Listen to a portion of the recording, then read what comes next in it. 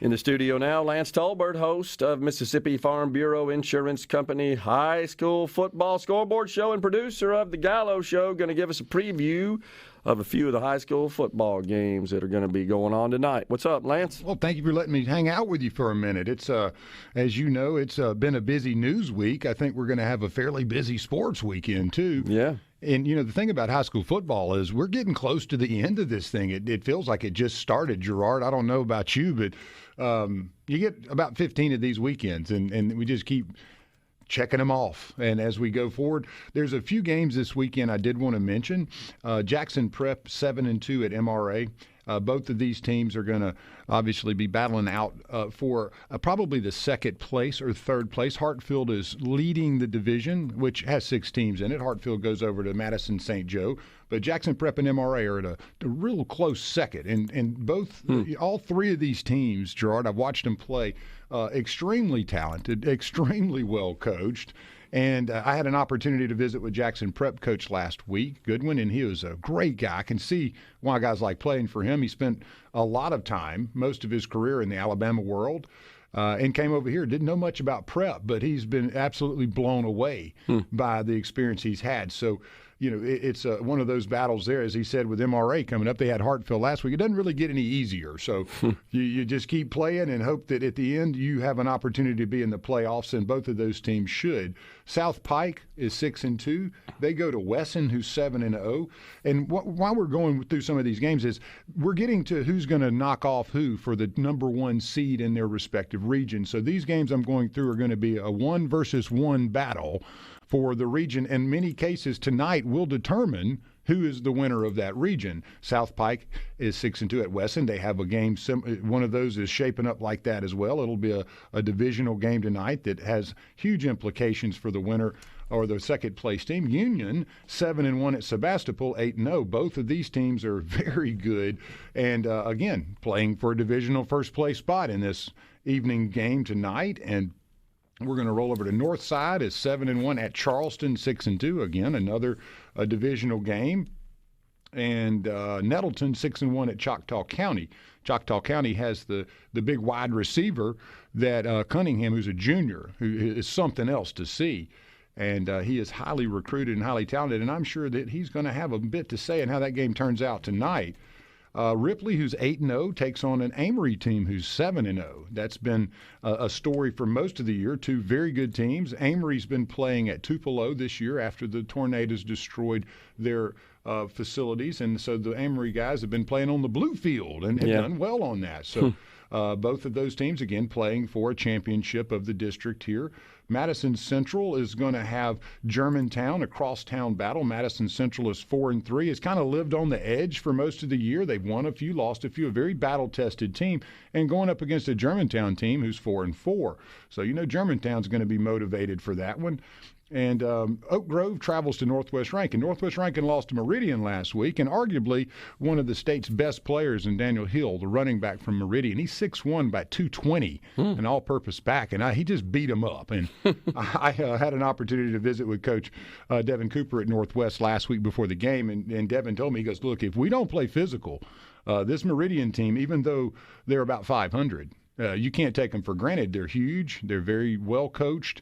And when they show up, they beat you up. And he said, I guarantee if we don't show up physical enough, this is going to be a game where we come out on the wrong end of it. And that's exactly what happened there. Came out on the wrong end. And finally, the one I wanted to kind of finish off with on the games we're talking about, Brandon 5-2 at Pearl, 6-1. You got the Rankin County Super Bowl. I spoke with Coach Hunter at Pearl yesterday. What a great guy. And he called us in last Friday night. And Justin's such a good guy. I talked to the coach for Tupelo last week, too. And those guys, just really fun getting to know these guys because they have so many nice things to say about the places they go play, Gerard. You know, this is a small community-based deal. We try to pull it together every Friday night and give people an opportunity to communicate and express things that are going on. And we're so proud of the product we have, but it doesn't happen without these games going on. And when you listen to the coaches talk about how much fun they have going on the road and playing, not just being at home, but the experiences they have engaging the other coaches and the players and the fans. And so I think it's something that we should be very proud of as Mississippians, that when you hear the coaches talking about going on the road to tough places and going, man, that was a great experience, that says a lot, I think, to the quality of the product. The top 10 that we're going to break down real quickly, it's almost a brand new top 10 this week. And I wanted to run through it very quickly because you got Louisville, who's 8-0. They're at the top of the list. They've kind of worked their way up there, pound for pound, the best team in the state right now, and playing like that. They have Mendenhall this weekend or tonight. Ocean Springs has moved up to number 2. They just kind of keep winning, 6-1. They got a very good defense. Offense is ample. They have Biloxi tonight. West Jones did not play last week. They'll travel to Forest Hill. They come in at number 3, and the Mustangs are very difficult to handle at 7-0. Brandon started out with 2 losses. Gerard didn't look like they were going to have much of a good season. All they've done is win 5 in a row. They have Pearl tonight, obviously, in the Rankin County Super Bowl at Pearl. Be a great game to go see. Oak Grove travels to Northwest. They come in at number 5.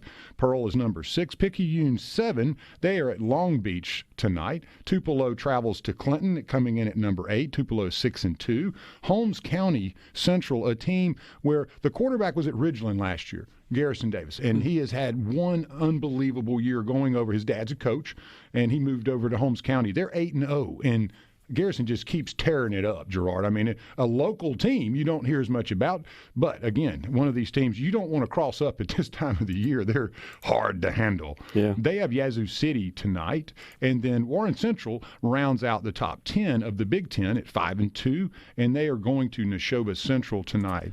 What's your guess at this point, Lance, on who's going to end up advancing to the playoffs?